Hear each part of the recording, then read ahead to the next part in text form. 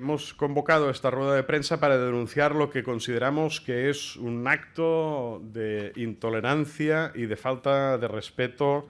a la democracia. Y en este sentido denunciamos este escrache que se ha convocado hoy a través de las redes sociales en el domicilio de la presidenta de nuestro grupo parlamentario y senadora, Alicia Sánchez Camacho, convocatoria en la que hablan de señalar,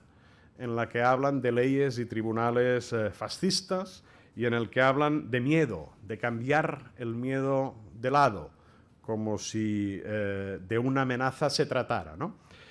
Y lo que entendemos que es más grave de esta convocatoria es que tiene su origen en este Parlamento, tiene su origen en un grupo parlamentario y concretamente en el grupo parlamentario mixto de la CUP, Alternativa de Izquierdas, como demuestra el hecho de que el dominio de esta organización está registrada a nombre, precisamente, del grupo parlamentario, con domicilio en la sede del Parlamento de Cataluña,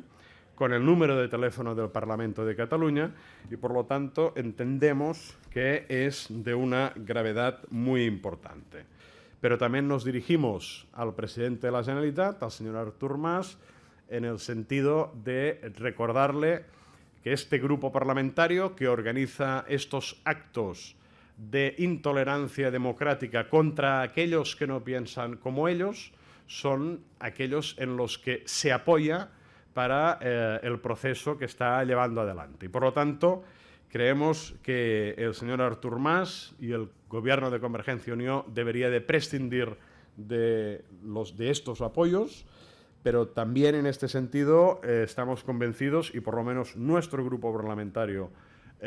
no hará absolutamente ningún gesto para que los miembros de este grupo parlamentario tengan ningún tipo de responsabilidad en esta institución democrática que es el Parlamento de Cataluña, y con ello nos estamos refiriendo a que nuestro grupo no dará apoyo al hecho de que ningún diputado de este grupo pueda presidir una comisión de investigación, sea la que sea.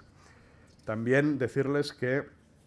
hemos puesto en conocimiento de la delegación del Gobierno de España en Cataluña y de la Consellería de Interior, hemos puesto en su conocimiento estos hechos para que pues tomen las medidas que consideren oportunas según sus funciones.